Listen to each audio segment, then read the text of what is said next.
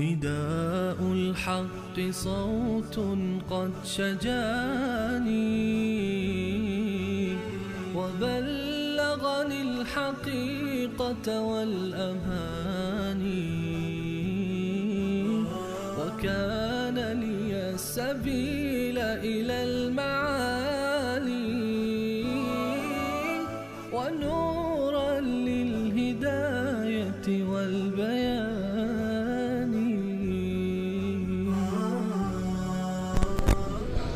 أعوذ بالله من الشيطان الرجيم. بسم الله الرحمن الرحیم. حال در سوره جاثیه یکی دیگر از شبهات جواب داده میشه، اشکالات جواب داده میشه. اون اینه که خب ما میپذیریم که خدایان ما مشکلات ما را حل نمی کنند. شفاعت که شما میگی شفاعت هم نمیتوانند بکنند، اگر نمیشنوند هم نمیشنوند، ولی خود پدران ما اونها را فریاد میزدند، آبا و اجداد ما از اونها استمداد میطلبیدند. ما هم به تقلید پدران این کار را میکنیم. اگر خدا خواست صدای ما را به سمع اونها میرساند و اگر خدا نخواست صدای ما به اونها نمیرسه، به هر حال ضرری که نداره. الله عزوجل تو این سوره بیان میفرماید چرا ضرر نداره. شرع لکم منها، الله تعالی میفرماید در این سوره ثم جعلناک علی شریعت من الامر فاتبعها ولا تتبع اهواء الذین لا یعلمون. ما برای شما شریعتی، دینی، روشی برای شما تعیین کردیم. شما وظیفه دارید از اون روش تبعیت کنید. شما باید بر اون مسیر باشید. شما نه هر چی که دلتون میخواد پدرانتون کردن شما انجام بدین، نه. لذا الله عزوجل از تقلید کورکورانه و بیجای آبا و اجداد در این سوره من میفرماید و دستور میده که شما باید بر جاده شریعت باشید، بر مسیر شریعت باشید. در این سوره تمهید مع ترغیب از ابتدا، مثل بقیه سوره های حوامیم خداوند عزوجل ابتدا ترغیب میده به سوی قرآن و بعد برای اثبات توحید 5 دلیل در این سوره بیان میشه. 5 دلیل عقلی که هر یکی علی سبیل ترقی است. دلیل بعد نسبت به دلیل دوم ترقی و ارتقا بیشتر. یک دلیل نقلی بیان میشه تو این سوره، بقیه زجر و تخویف و تبشیر و همه تو این سوره فراوان دیده میشه. الله عزوجل می فرماید حامیم تنزیل الكتاب من الله العزیز الحکیم. تدریجا کتاب را نازل کردیم. این تدریجا نزول سوره، تنزیل عرض کردم، نزول چی را میگن؟ تدریجی را میگن، نزول کم کم را میگن. این از جانب الله است، اون اللهی که هم غالب است، صفات منزل، هم غالب است و هم با حکمت است. اون اللهی که همه کارهایش با حکمت. اولین دلیل عقلی، الله می فرماید ان فی السماوات والارض، همانا در پیدایش آسمان ها و زمین، نفس آسمان ها و زمین، به اونها فکر کن. لآیات للمؤمنین، در پیدایش آسمان ها و زمین آیاتی هست، نشاناتی هست، اما برای مؤمنین. مستفیدین من الآیات کی هستند؟ اونایی که از آیات الهی استفاده میکنن مؤمنین هم. منظور از آیاتی که در آسمان ها و زمین چیه؟ ان انفسهم لآیات، خود زمین و آسمان اینا آیات الهی هستند. لما فيها من فنون الدلالة على القادر الحکیم جل شأنه. چون که تو این آیات دلائل عجیبی هست، دلائل عجیبی بر اون ذاتی که اون ذات قادر و حکیم هست. انسان گاهی تو این عالم عجائب میبیند، خلائقی میبیند، سبحان الله، انسان تعجب میکنه. من دیشب رفته بودم دندان پزشک، دندانم مشکل داشت، تا زمانی که انتظار بودم تلویزیونش روشن بود، تلویزیون وحوش را، حیوانات را نشان میداد. رفیقی که همراهم بود گفتم ببین خداوند چه حیوانات زیبایی، چنان پرندگان رنگ برنگی، چنان حیوانات زیبایی نشون میده. اصلا فکر میکردی اینا نقاشی کردی. چنان ماهی هایی که شما هم دیدید، چنان پرندگانی که انسان تعجب میکنه الله عزوجل به چه زیبایی. گاهی باور نمیکنی نه حیوان هستن، فکر میکنه نقاشی هستند. به چه زیبایی الله عزوجل و چه نوع پرندگانی، خزندگانی، عرض کنم که درندگانی الله عزوجل پیدا کرده و همه را چطور الله نعمت میده، به همه چطور غذا میده، هیچ گروهی گرسنه نمیماند. لذا اینها را وقتی که انسان نگاه میکند واقعا لآیات للمؤمنین، انسان پی میبره این همه خود به خود پیدا شده، این همه تشکیلات اینا خود به خود به وجود آمده. الله میفرماد لآیات، بس لما فیها من فنون الدلالت علی القادر الحکیم جل شأنه. روح المانی میگه دلالات عجیبی هست بر ذات قادر حکیم. و من آیاته ان تقوم السماء والارض بامره، از آیات الهی این است که آسمان زمین به امر خدا قائم هستند، کارشون داره میکنند، وظیفهشون رو دارن انجام میدن. ما روی زمین برای خودمون راه درست میکنیم، روی زمین را شخم میزنیم برای خودمون، عرض کنم که زمین را میکاریم، روی زمین را پاره میکنیم برای خودمون، ساختمان درست میکنیم، هر چی که دل ما میخواد. این را الله عزوجل پیدا کرد برای منافع ما. پس این زمین خودش دلیل قدرت الله است، آسمان خودش دلیل قدرت الله است. و فی خلقکم، بیا بالاتر، از آفاق بیا به انفس، از خارج بیا به داخل، در وجود خودت مطالعه کن. و فی خلقکم، و همچنین در پیدایش شما، در خلقت شما. و ما یبث من دابه، آنچه که منتشر کرده الله از هر موجود زنده در زمین، همه وقتی اینها را مطالعه میکنی، آیات لقوم یوقنون، در همه اینها آیات هست، نشانات هست، لقوم یوقنون، برای قومی که یقین کند به وجود خالق، برای قومی که باور کند. و اختلاف اللیل و النهار، همچنین در اختلاف شب و روز، الله شب را میبره روز میاره، یا بالعکس. یک اختلاف اینه، یکی میره یکی میاد. یا این که اختلاف در فصلها، در یک فصل میبینی شبها طولانی اند، خسته میشه، هرچی میخوابی شب تمام نمیشه. یک فصل دیگه میبینی روز طولانی هست، هرچی منتظری شب بیاد بخوابی روز تمام نمیشه. این اختلاف بر اساس نیازهای شما الله اینها را برنامه ریزی کرده. و اختلاف اللیل و النهار، و همچنین در اختلاف شب و روز. و ما انزل الله من السماء من رزق، آنچه که الله نازل کرده از آسمان، من رزق، از رزق. الله رزق را، نان را مستقیم نمیندازه از بالا، گندم را، برنج را از بالا نمیندازه، میوه ها را نمیندازه، سببشون را میندازه، سببشون را نازل میکنه. سببشون چیه؟ باران است، آب هست. الله از آسمان رزق برای شما نازل میفرماید.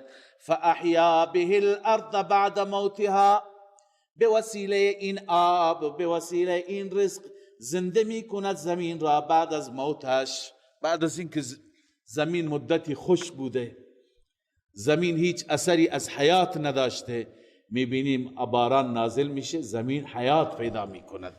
و تصریف الریاح، و همچنین در گشتن بادها، در همه و همه آیات لقوم یعقلون، آیات هست، نشانات هست برای قومی که عقل بکند، درک بکند، مسائل را متوجه بشه. الله می فرماید تلک آیات الله، اینها همه آیات الهی هستند. ای انسان، ای بنده، نتلوها علیک بالحق، ما اینها را بر تو تلاوت میکنیم. در این قرآن خداوند برای من شما بیان کرده، تلاوت کرده که به خاطر چی؟ به خاطر اینکه ما بفهمیم. لذا بعد از اینکه الله این گونه شفاف واضح برای ما بیان میکند، الله میفرماید فبأي حدیث بعد الله و آیاته یؤمنون، اگر به این آیات ایمان نیاورند، اگر این آیات و این دلائل اینها را قانع نکند، پس چه سخنی، چه حدیثی، چه آیه بعد از این اینها را قانع میکند؟ فبأي حدیث بعد الله، بعد الله یعنی بعد حدیث الله، بعد از سخن خدا، بعد از کتاب خدا، کدوم کتاب شما را قانع میکند؟ یعنی این آیات را دیده، بعد از این آیات ایمان نیاورید، بعد از این آیات تسلیم نشوید، نهایتا احمقانه هست. هل من خالق غیر الله، غیر از خدا خالق دیگر، دنبال خالق دیگری هستید؟ لذا الله می فرماید فبأي حدیث بعد الله، به چه سخنی، به چه کلامی، به چه حدیثی بعد الله، بعد از کلام الله، بعد از حدیث الله، و آیاته، بعد از آیات الهی، یؤمنون، اینها ایمان میآورند. لذا به کدوم ایمان میآورند؟ ویل لکل افاک اثیم، بعد از این خداوند ویل و هلاکت میفرستد. دعای هلاکت است، دعای تباهی هست. خدا میفرماید هلاک باد هر انسان دروغگوی گناهکار، هر انسان دروغگوی گناهکار.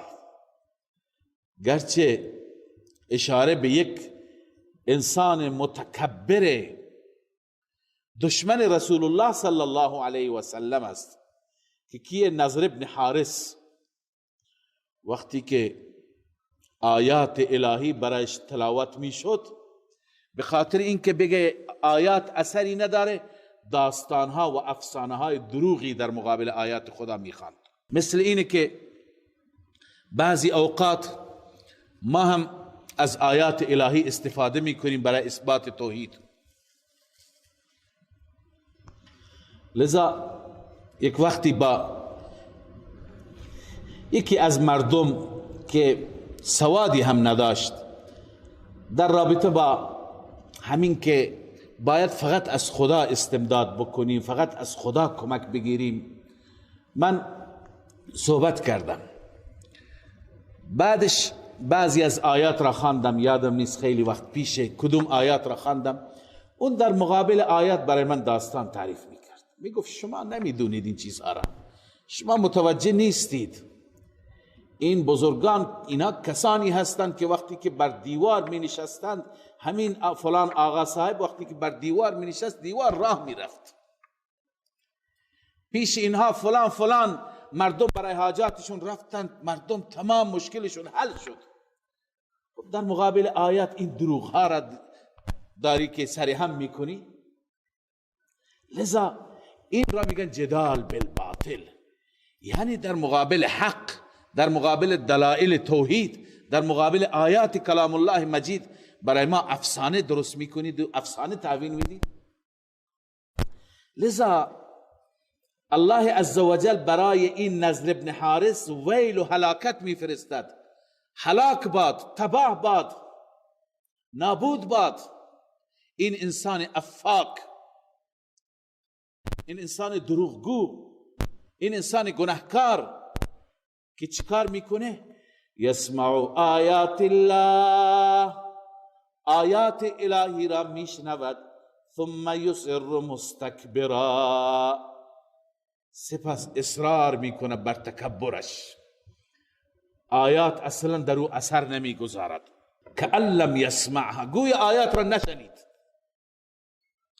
الله میفرمه این نوع انسانها را که در مقابل آیات اینطور بی تفاوت هستند، فبشره بعذاب علیم، او را مژده بده به عذابی دردناک. این عذاب دردناک چیه؟ نتیجه دوری از قرآن، نتیجه بی‌اعتنایی به آیات و به دلائل قرآنی.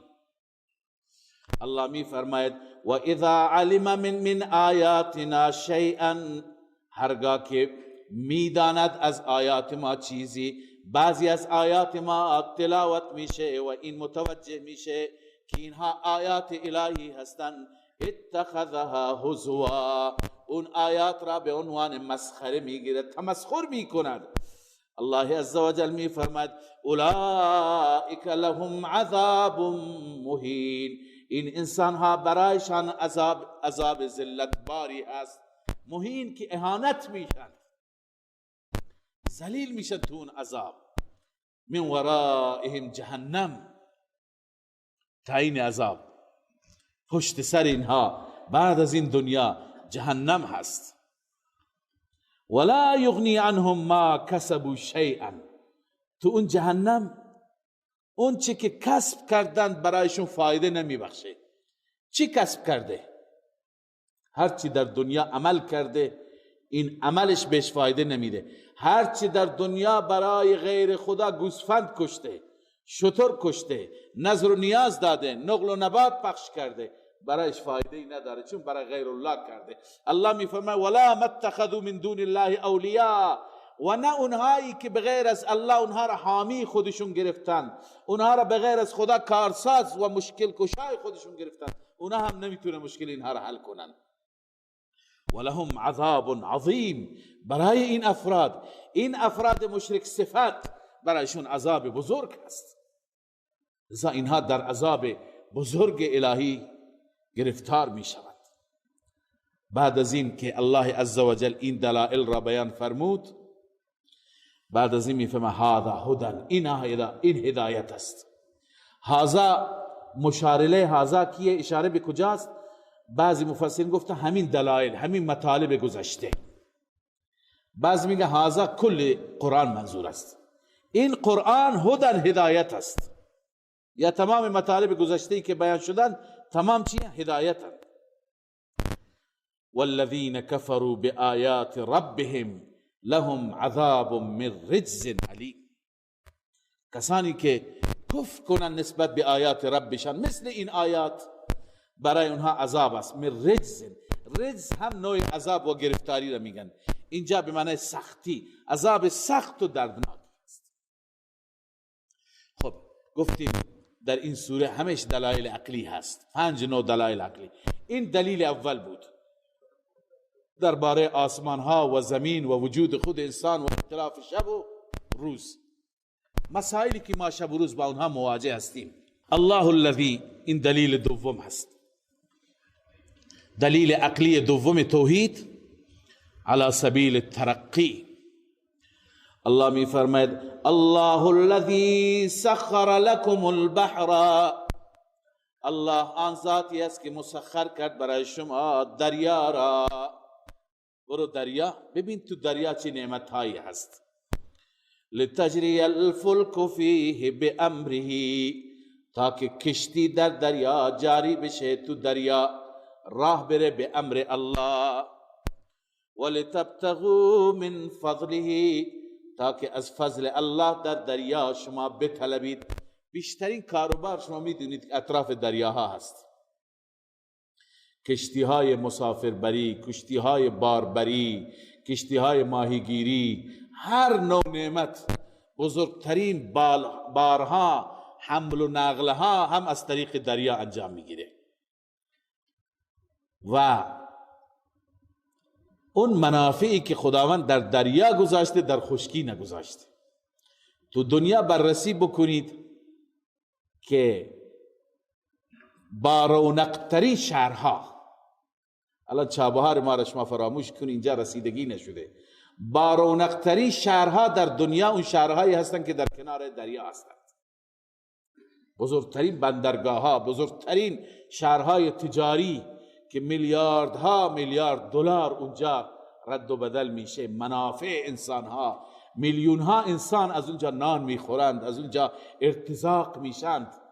لذا این دریا را الله درست کرده، این دریا کلش برای انسان خیره. نان از این دریا هست، ارتزاق از این دریا است. لذا علی سبیل ترقی بعد از آسمان و زمین الله عزوجل دلائل بالاتری میفرماید. الله میفرماید ولتبتغوا من فضله، تاکه از طریق این دریاها شما از فضل الله بطلبید، از فضل الله کسب کنید. ولعلکم تشکرون، شاید شما بندگان سپاسگزاری باشید، بندگان شاکری باشید. وسخر لكم ما في السماوات وما في الارض جميعا من، الله برای شما مسخر کرد، لکم ای لنفعکم، لام انتفاع هست، به نفع شما، برای شما. وسخر لكم ما في السماوات وما في الارض جميعا منه، همه آنچه که در آسمان ها و در زمین است، جمیعا منه، همه و همه از طرف الله. یعنی ان ذلك فعله و خلقه و احسان منه و انعام، همه خلق الله، فعل الله، احسان و انعام الله، همه و همه. ان فی ذلك لآیات لقوم یتفکرون، همانا در همه اینها آیات هست، نشانات هست برای قومی که اون قوم می اندیشد، فکر می کند. لذا الله ما را از ما فکر می خواهد، الله از ما تفکر می خواهد، تدبر می خواهد. یکی از توفیقات الله فکر کردن است، همونطور که یکی از نعمتها و یکی از عبادتها ذکر، یکی از عبادتها فکره. خداوند در جای جای قرآن مجید تفکر را مورد ستایش قرار داده و ما را دعوت به تفکر داده، دعوت به تدبر داده. کتاب انزلناه الیک مبارک لیدبروا آیاته ولیتذکر اولو الالباب، این کتاب را ما نازل کردیم تا که مردم در آیات الهی تدبر بکنند، بیندیشند. ولیتذکر اولو الالباب، اونایی که خدا بهشون عقل داده پند بگیرن. لذا گاهی که سرتون میفته به شهرها، به بیابانها، به جنگلها، یکی از عبادات اینه که همینطور که تو ماشین نشستی با خودت فکر کن. از این بر و بحر، از این زمین و آسمان، از آثار اقوام گذشته انسان به این نتیجه میرسه سبحان الله چه خالق بزرگی هست. کل من علیها فان و یبقى وجه ربک ذو الجلال والاکرام. اینجا آثار کدوم قوم ها بود؟ 2000 سال پیش، 3000 سال پیش، 4000 سال پیش. این انسان ها کجا رفتند؟ لذا تدبر را الله دوست دارد. ان فی ذلک لآیات لقوم یتفکرون. قل للذین آمنوا یغفروا للذین لا یرجون ایام الله. خیلی ها بودند که از حوادث و واقعات اقوام گذشته درس نمی گرفتند. مثلا فرعون را خدا هلاک کرد، می گفت یک حادثه بوده تاریخی، تو دریا غرق شد. طوفان نوح یک حادثه، یک اتفاقی. فلان زلزله یکی از حوادث طبیعی، قهر طبیعت یا عنوانهای دیگر که متاسفانه این عنوانها انسان را از خدا دور می کند و غافل می کند. لذا الله می فرماید اینهایی که ایام الله را اعتقاد ندارند. ایام الله کدوم روزها را میگن؟ اون روزهایی که در اون روزها خدا عذاب می آورده. اون روزهایی که خداوند دشمنان خودش را گرفتار میکرده. لذا الله میفرماید شما ای مؤمنین، کسانی که نسبت به ایام الله نمیترسند یا اعتقاد ندارند، شما از اونها درگذر بشید، شما باشون کار داشته نباشید، بذارید برای خدا. قل للذین آمنوا، ای پیامبر بگو به مؤمنین، به بندگان من بگو، یغفروا یعنی یعفو و یصفحوا، عفو کنند، درگذر بشن، نادیده بگیرند. کی را؟ یغفروا للذین لا یرجون ایام الله، اون انسانهایی را که اعتقاد به ایام الله ندارند، اون انسانهایی که اعتقاد به عذاب در دنیا ندارند، اونها را که اعتقاد ندارند یا نمی ترسند. بعضی گفتن لا یرجون لا یعتقدون، بعضی گفتن لا یرجون لا یخافون. اونایی که نمی ترسند از عذاب خدا، شما با اونها کار داشته نباش، بذار برای من رب، من خدا خودم به حسابشون میرسم. لیجزی قوما بما کانوا یکسبون، تا خدا جزا بده قومی را که اون چی که کسب میکنه. یعنی این قوم را که ایام الله را انکار میکنه یا از ایام الله نمیترسه، شما بذار خدا خودش به حسابشون برسه. گاهی اوقات میشه افرادی را شما میخواید به حسابشون برسید به وسیله جهاد. الله میفرماید بزنید اینها را، من کمکتون میکنم. گاهی خدا میفرماید کار داشته نباش که خودم به حسابشون میرسم. لذا سوره مکی هست، الله میفرماید برای من بگذارید، هنوز جهاد فرض نشد. من عمل صالحا فلنفسه، هر کسی که عمل صالح انجام بده سودش را خودش میبرد. فلنفسه، برای نفسش انجام میده. و من اساء فعلیها، هر کسی که عمل بد انجام بده بر علیه خودش تمام میشه، به ضرر خودش تمام میشه. ثم الى ربکم ترجعون، سپس به سوی خدا برگردانده میشوید. لذا اینهایی که عمل بد انجام میدهند ضررش را خود میبینند، شما نمیبینید. شما از اونها درگذر باشید، شما نادیده بگیرید. ولقد آتینا بنی اسرائیل الكتاب والحکم والنبوة. الله عزوجل نوع دوم از منکرین کتاب را بیان می فرماید، نمونه بیان می فرماید از بنی اسرائیل. الله می فرماید ما به بنی اسرائیل خیلی نعمت ها دادیم، هم بهشون کتاب دادیم، هم بهشون حکومت دادیم، پادشاهی دادیم، و هم بهشون نبوت دادیم. واقعا این همه نعمت ها به هیچ قومی در دنیا داده نشده. توی بنی اسرائیل بیشترین انبیا در میان اینها بودند. ضمن این که نبوت داشتند، دین داشتند، ملوکیت و پادشاهی و سلطنت هم داشتند. خداوند برای اینها کتابهای آسمانی هم زیاد فرستاد. لذا اینها چیکار کردند؟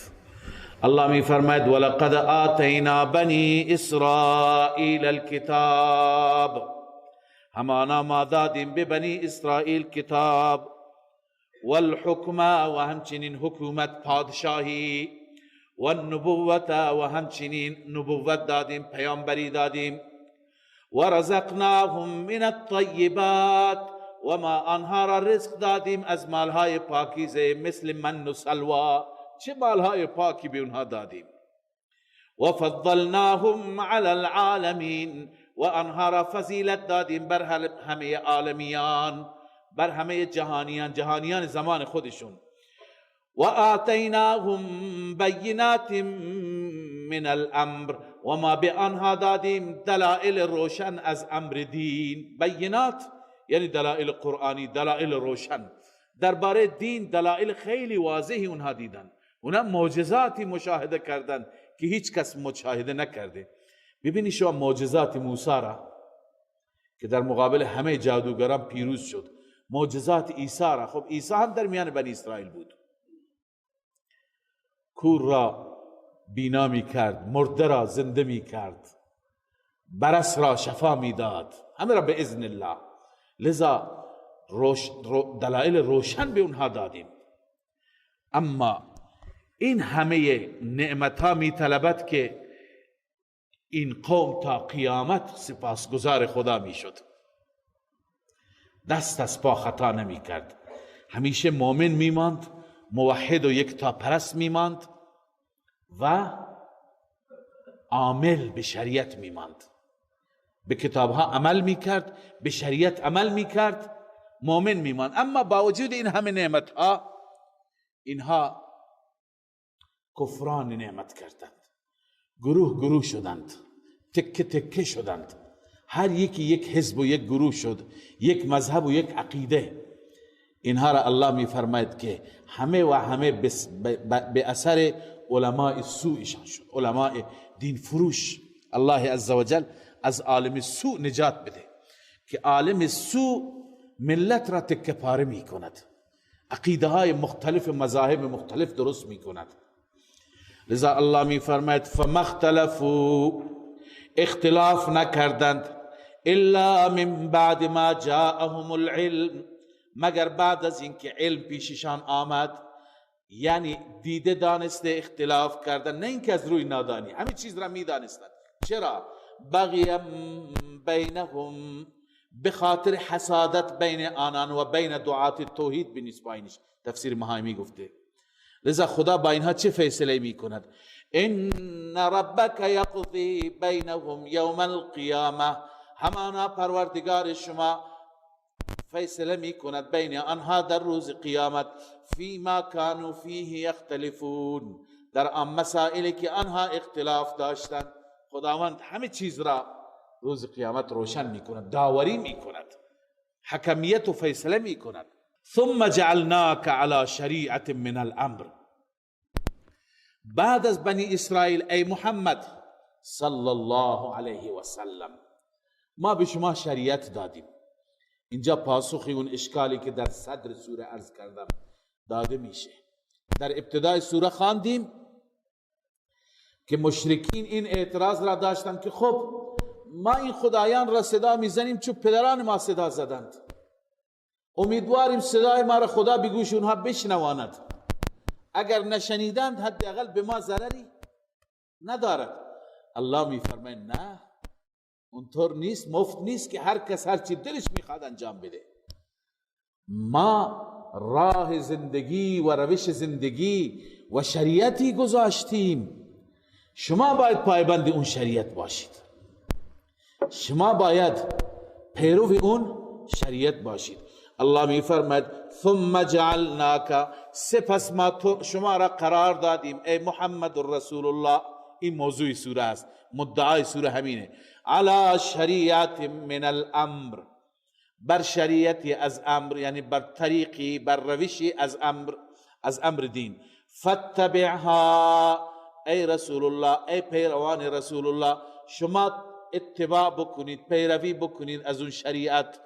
ولا تتبع اهواء الذین لا یعلمون، شما پیروی نکنید از خواهشات اینهایی که نمیدانند، اونایی که انتظارات و توقعاتی در دین از شما دارند، شما خواهشات اونها را پیروی نکنید. چرا؟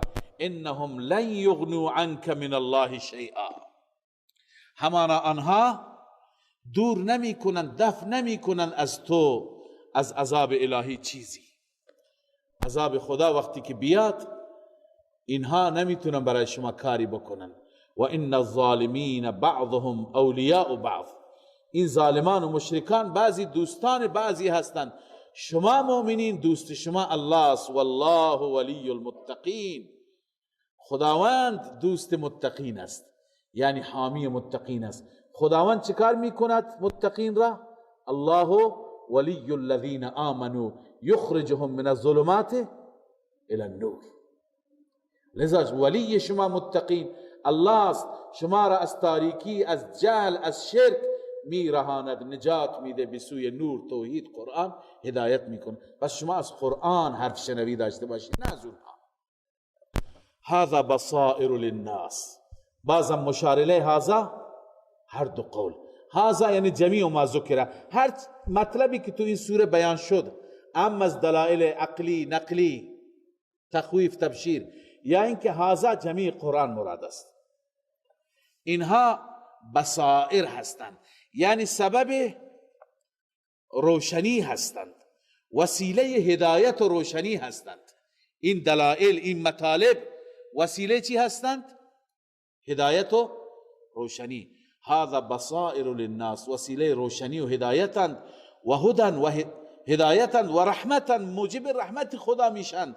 لقوم یوقنون، برای قومی که یقین بکند، باور بکند.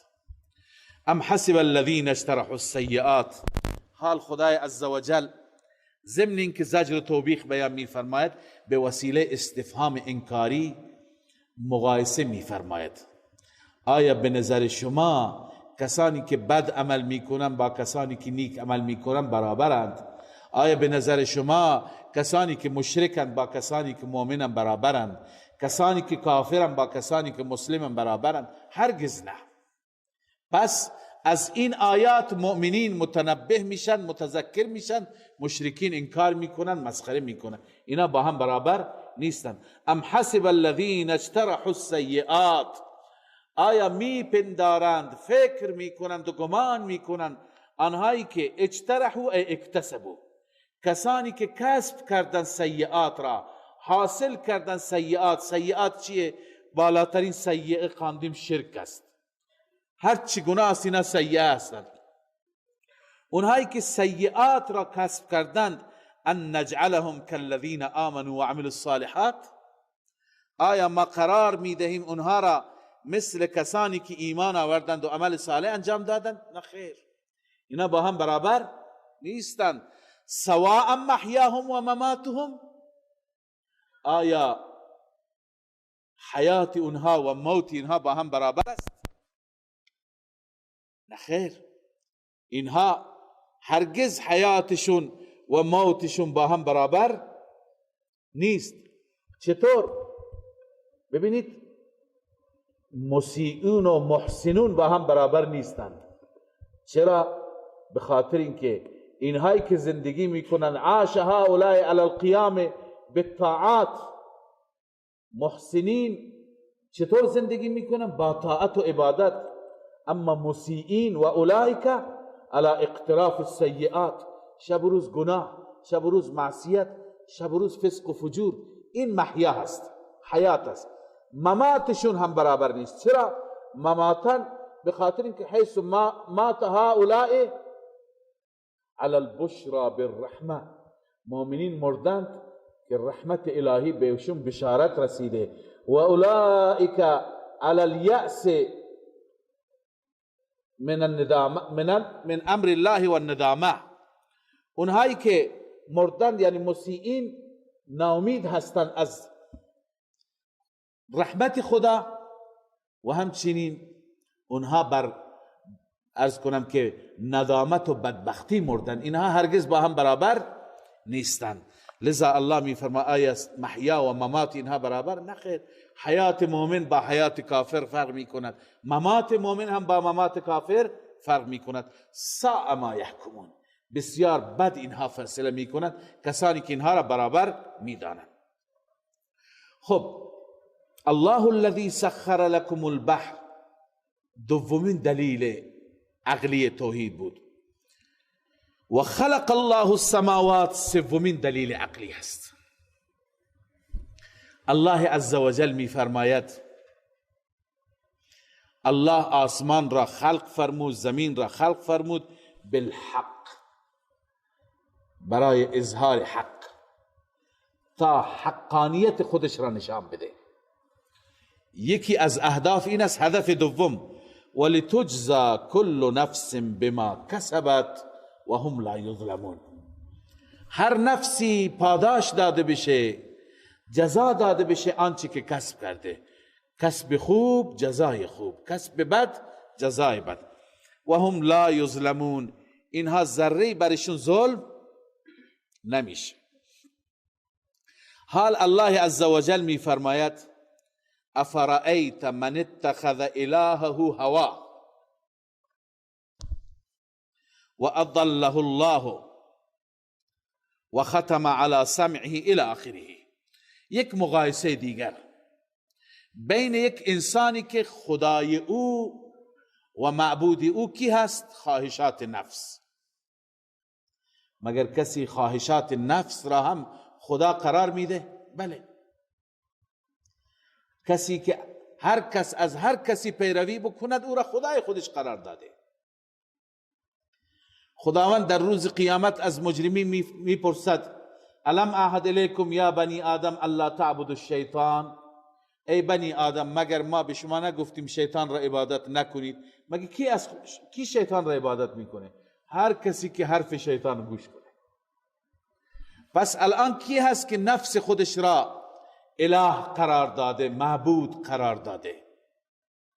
هر کسی که از نفس خودش تبعیت بکنه، هر چه نفس میگوید همون کار را میکنه.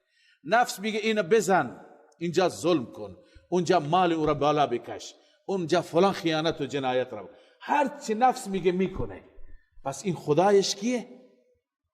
نفسش هست.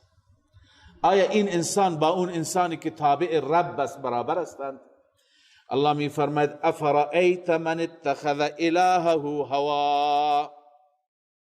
آیا خبر بده هر کسی که گرفته هوای خودش را اله، هواه مفعول اول است، الهه گرچه مقدم ذکر شده مفعول دوم است. یعنی کسی که تابع خواهش خود شده به غیر دلیل عقلی و نقلی، غیر الله را میخواند، بت را میخواند، از این و اون استمداد میکند. این یدعون الا شیطانا مریدا. اینهایی که غیر خدا را صدا میزنند در واقع شیطان سرکش را صدا میزنند. آیا این انسان برابر است؟ حضرت علامه طانوی رحمه الله میفرماید که هر چی که در دل بیاید انسان علما و عملا از او تبعیت بکند، این از هوای نفس، هر چی تو دلش است. لذا الله میفرماید این کسی که نفس خودش را و هوای خودش را اله قرار داده، بتی قرار داده و او را پرستش میکند، یعنی نفس را، از نفس حرف شنوی دارد. و اضله الله علی علم. و الله عزوجل او را گمراه کرده علی علم، که او بر علم است. یعنی این انسان خودش میدوند که من بر بیراهه هستم، خودش میداند که من بر مسیر نفس هستم، هوا پرستی هستم. و ختم علی سمعه. الله بر گوشش مهر جباریت زده، و قلبه بر قلبش الله مهر زده، و جعل علی بصره غشاوه. و الله بر چشمش پرده گذاشته. آیا این انسان فمن یهدیه من بعد الله، این انسان را بعد از خدا یعنی غیر از خدا کی هدایت میکند؟ پس خدا وقتی که نخواهد هدایت بکند این هدایت نمیشه. افلا تذکرون. آیا پند حاصل نمی کنید؟ تذکر نمی گیرید؟ یعنی باید از این آیت شما پند بگیرید. و قالوا ما هی الا حیاتنا الدنیا. چرا اینها هوا تابع نفس هستند؟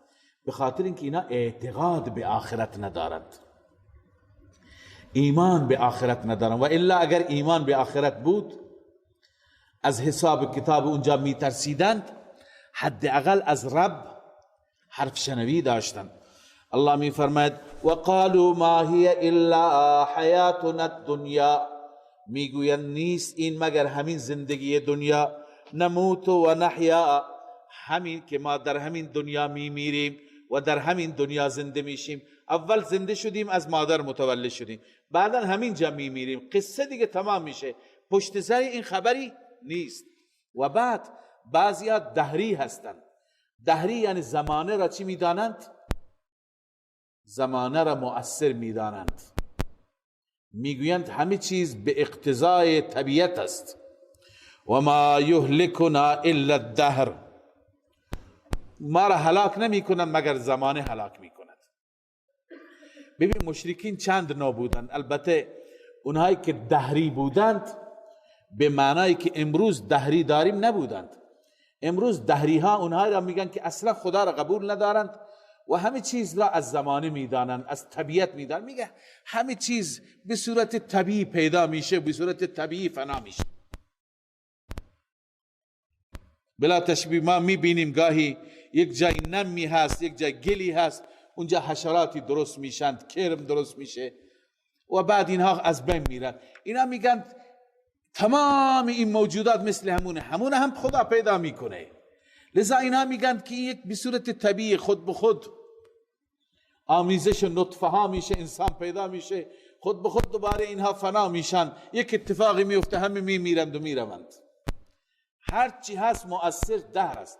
اما مشرکین مکه به این صورت نبودن، اونها خدا را قبول داشتن اما دهر را مؤثر میدانستن. اونها چندین خدا قبول داشتن، اونا فرشتگان را هم خدا میدانستند، اونا خورشید را هم مؤثر میدانستند، ستاره ها را هم مؤثر میدانستند و طبیعت و دهر را هم مؤثر میدانستند. لذا میگفتن و ما یهلکنا الا الدهر، ما را هلاک نمی کنن مگر گردش ایام، گردش زمانه. الله می فرماید ما لهم بذلک من علم، برای اینها بیچارها هیچ نوع علمی نیست، اینا سواد نداره، اینا نمیدونن. خب دلیلت چیه؟ انهم الا یظنون، نیستن اینها مگر فقط گمان خالی، هیچ نوع مبتنی بر هیچ دلیلی نیست، نه دلیل عقلی دارن نه دلیل نقلی دارن. و اذا تتلا علیهم آیاتنا بینات، توبیخ دیگر، سرزنش دیگر. الله می فرماید هرگاه بر اینها آیات واضح ما تلاوت میشه، ما کان حجتهم، نیست حجت آنها، دلیل آنها، دیگه دلیل ندارن، دیگه چیزی نمیفهمند، الا ان قالوا ائتوا بآبائنا، مگر میگویند آبای ما را بیاورید، ان کنتم صادقین، اگر راست میگه پدران گذشته ما را زنده کنید. الله پاسخ میده قل الله یحییکم، جواب بده ای پیامبر، به آنان بگو الله زندهشان میکند، ثم یمیت، شما را زنده میکند، ثم یمیتکم، سپس شما را میمیراند، ثم یجمعکم الى یوم القیامه، سپس شما را جمع میکند به سوی قیامتی که لا ریب فی، هیچ شکی در وقوع قیامت نیست. ولكن اکثر الناس لا یعلمون، اما اکثر مردم نمیدانند. اکثر مردم نمیدانند. به خاطر چی؟ مطلب آیت اینجا تمام است، بقیه انشاءالله فردا. اما روی این اکثر مردم روی این نمیدانند، اونهایی که فقط از عقل محض کار میگیرند. اگر انسان فراتر از عقل بره و از وحی الهی کار بگیره، ببینید ما را خدای عزوجل برای درک مسائل قدرت‌های زیادی داده، قوت‌های زیادی داده. به ما چشم داده، گوش داده، زبان داده، لمس داده، ذائقه داده، اینا را میگه حواس خمسه. خداوند داده. بعد از این یه چیزی داده که از این بردش بیشتره، اون عقله که به حیوانات نداده. ما مثلا تا اون پایان دیوار میبینیم، ما تا این دیوار میشنویم، اینا محدود هستن، بیشتر نمیبینیم، بیشتر نمیشنویم. اما عقلی داده که ما اگر در آمریکا اتفاقی بیفتد بشنویم، اینجا میفهمیم یعنی چه، با عقل درک میکنیم یعنی چه، ولو نبینیم. پس دایره عقل خیلی بیشتر از حواسه. باز این عقل محدوده، اینم همه چیز را نمیفهمد. فراتر از عقل، بالاتر از عقل وحی هست. بعد با وحی خدا ما چیزهایی را متوجه میشیم که عقل به اونجا دسترسی ندارد. همونطور که با عقل چیزهایی را میدانیم که چشم اونجا دسترسی نداره. مثلا کسی به ما میگه امروز عرض کنم که حمله انتحاری اتفاق افتاد در واشنگتن، امروز اونجا بمب منفجر شد. با چشم ندیدیم، نمیبینیم، نمیتونیم ببینیم از اینجا. با گوش نمیشنویم ولی با عقل میفهمیم یعنی چه، متوجه میشیم، حالی میشیم. پس ببینید جایی که چشم برد ندارد، گوش برد ندارد، عقل اونجا برد دارد. این عقل هم یک حد و حدودی دارد. بعضی چیزها را که عقل نمیفهمد اینجا متوقف نشید، اینجا دیگه برید به سوی وحی. مثلا زنده شدن بعد از مرگ عقل شاید باور نکند، متوجه نمیشه عقل، چون تا به حال ندیده. اما وحی وقتی که میگه اونجا تسلیم میشه. لذا زمانی انسان گمراه میشه که همه چیز را با ترازوی عقل بسنجد و خودش را از وحی الهی مستغنی بسازه. خیلی از جوانها هستن الان میبینیم این روزها سوالاتی میکنن، توی فضاهای مجازی زیاده سوالاتی میکنند که این سوالات را فقط اونا انتظار دارند که ما جوابی بهشون بدیم که عقل درک بکند. اما چه کنیم که ما خیلی چیزها را از طریق عقل نمیگیریم، از طریق وحی میگیریم. لازم نیست هر چیز را عقل ما هضم کند، عقل ما تحمل کند. لذا نمیتونید بگی نه من باید از نظر عقلی قانع بکنی. وقتی که خودم این جواب را از عقل خودم نگرفتم، از وحی خدا گرفتم، تو هم باید به وحی ایمان داشته باشی، در مقابل وحی سکوت کنی که تو این دنیا نمیتونی این اسرار را بفهمی، اون دنیایی که بری میفهمی. مثالش را بزرگان ما خیلی جالب و ساده بیان کردند. یک بچه تو شکم مادر است، به این بچه کسی اونجا تلقین بکند، بهش بگوید کوچولو از این شکم مادر برو بیرون، اینجا زندانه، اینجا تنگه، اینجا خفه میشی. اون بهترین جا، راحت ترین جا برای شکم مادره، چون که عرض کنم اون لوله ها وصله، غذایش، خونش، همه چیزش به صورت خودکار بهش میرسه و دوست نداره از اونجا بیاد بیرون. ولی اگر بهش بگی که اونجا تلقین بکنی یک دنیایی هست که این شکم مادر در مقابل این دنیا هیچی نیست، دنیایی هست میلیون ها و میلیاردها انسان، این همه امکانات، این همه ساختمان، اون میفهمه؟ نمیفهمه، درک نمیکنه. یعنی چی؟ وقتی که پا به این دنیا میگذاره میبینه، بعدا متوجه میشه. الان وقتی که اونجا را تصور میکنه، شکم مادر را همینجا میخواد خفه بشه، از بس که اونجا را زندان، جای تنگی تصور میکنه. لذا عزیزان نسبت این دنیا با اون دنیا چنین است. بعضی چیزها را الله عزوجل به وسیله مثالهای تفهیم فرموده، اما ولكن اکثر الناس لا يعلمون ثم يجمعكم الى يوم القيامه لا ريب فيه. خداوند شما را جمع میکند و میبرد به قیامتی که هیچ شکی توش نیست، اما اکثر مردم نمیدانند.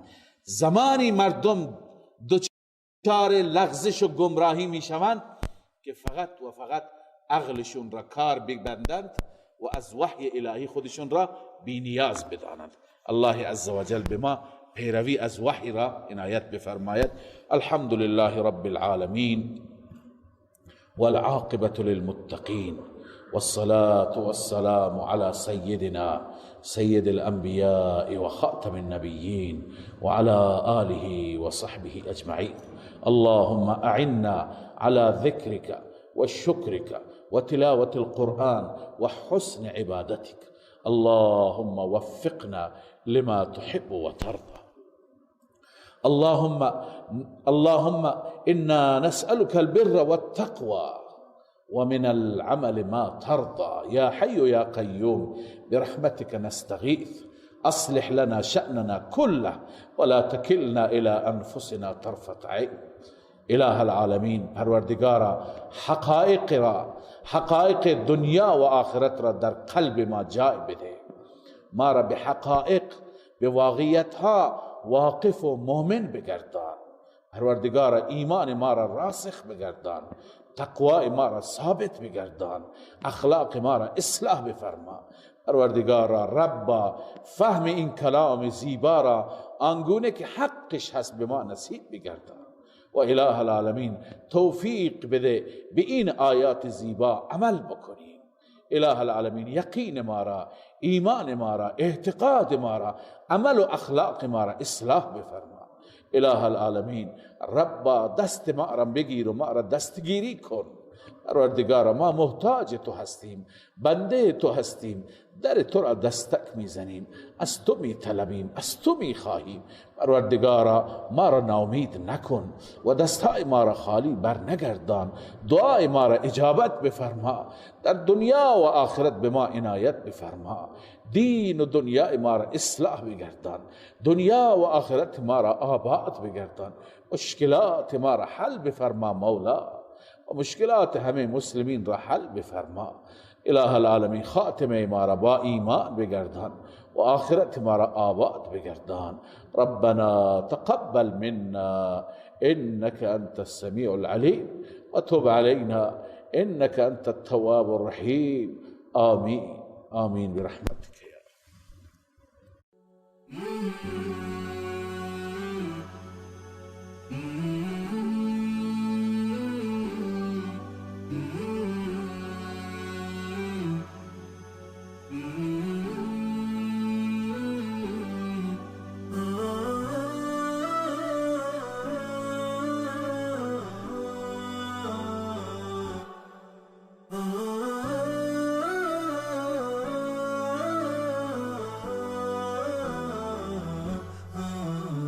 نداء الحق صوت قد شجاني وبلغني الحقيقة والأماني وكان لي السبيل إلى المعالي ونورا للهداية والبيان